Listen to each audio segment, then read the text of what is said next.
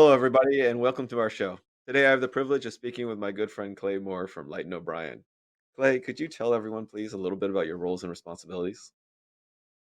Hey Tim, it's great to meet with you. I'm the senior director of product here at Leighton O'Brien. I work with a team where we've been centralizing data from all assets, from tank testing, inventory forecasting, alarms, into one centralized location known as iHub or Intelligence Hub, where we're basically providing more insights with the data that you currently have on hand to really understand your industry.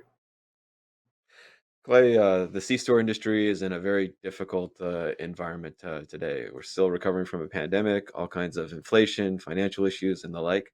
Can you talk a little bit about how ATGs might be used to improve a C-store's cash flow and perhaps even their P&L? Yeah, absolutely. One of the easiest and probably the first things that you really want to understand is how much fuel you actually need on hand, and are you keeping too much inventory on in stock? Often I see lots of secondary products like premium or kerosene with large 5,000, 6,000 gallons worth of volume that's being maintained for you know, that has never been used. So you'll see like 7 or even 20 or even a month's worth of volume just sitting there under the ground, not being used because everybody's using the unleaded stock. So understanding what your days on hand requirements are and being able to reduce that, take some of that capital that you've invested in the fuel out of the ground and being used better for cash flow.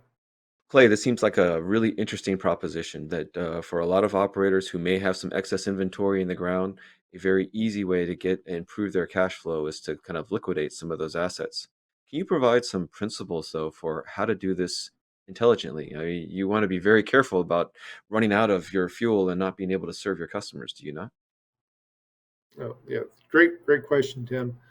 The first thing, I mean, the first rule of thumb is to make sure you have enough days of supply of fuel on hand so that you have enough time to get resupply before you run out. Now, most people have 3 days supply for the secondary products, but you can actually go down a lot further. Um, the first step is really understanding if the ATG volume amount that's being reported is correct. So making sure your ATG tank chart is programmed properly so that the volume levels are correct is kind of step one. Step two is understanding how much supply is being used daily. This is that forecasting where you're looking at 6 weeks of data, for example, to really forecast to make sure the same day usage for the same period. This gets into the forecasting models where you can make sure that if it's Tuesday and it's going to take me a day to get supply, how much do I forecast to make sure I have enough fuel? So the first rule of thumb is making sure you get an ATG alarm or alert before you get so low that you won't be able to supply in time. So you definitely want to avoid the runouts. That's interesting. The idea that your ATGs could be miscalibrated. So you may think you have 5,000 gallons of extra fuel, and it may only be 2 or 3,000, and you definitely need to know that. So getting that calibrated firsthand seems to be of critical importance. When you think about the pattern of usage, how much data do you need? How many days do you need in order to understand the fuel demands? Well, I mean, the more data, the better. I come from a long line of data analytics myself, and I like to really make sure that we understand the current trend, which is really basically 6 weeks. You want to look at the past month, maybe a little more, to really understand what your current usage is, what your buying cycles are now. But if you have a year's worth of data, this is where you can look at seasonality from last year, looking at how the holidays impacted.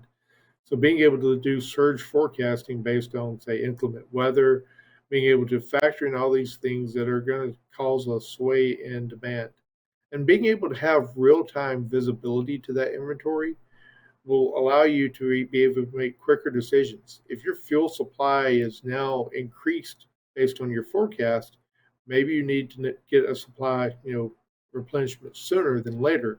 And the reverse of that is also true. If your supply if your sales are down and you now have more stock on hand than what you'd anticipated, this could also impact your usage as well as far as having a retain or something of that nature. Oh, this is very helpful, Clay. So you have excess, in many cases, you may have excess inventory that could be liquidated to kind of improve your cash flow. You need to understand, first calibrate and make sure that the instruments you're relying on, your ATGs, are properly calibrated so that you actually have a real, a true understanding how much fuel you have. And then you've also introduced this idea of getting real-time understanding so that you can respond to fluctuations and like any other advice or any other things to think about. Well, well, from the ATG standpoint, how you can maximize it is really being able to program it where you have it working for you. Being able to get a delivery needed warning at the right time to let you know that you don't need to order fuel until this flag goes off. This allows you to be able to respond, get your orders in promptly so that you have plenty of time without just, ordering fuel, keeping things overstocked. But you also want to program the gauge to a low product alarm or a shutoff so that you never hit that threshold that could impact your maintenance as far as your lines or your customer experience. So having it to shut off before it hits the sludge at the bottom of the tank. Programming these two levels is so critical for a smooth operation because it prevents due costly maintenance expense, as well as being able to make sure that you have enough time to get fuel resupplied before there is an outage. So those two levels are kind of the two things that I've often seen are never programmed in the ATG. Oh, that's very helpful, Clay. Certainly, you don't want to have excess inventory, but at the same point, you don't want to drain out your inventory so low that you start to create other problems for yourself. Clay, thank you very much for joining us. Everyone, I've been speaking with Clay Moore of Leighton O'Brien, and he's been helping us understand how tank gauges, the ATG data, can be used to improve a C-store operator's cash flow and P&L.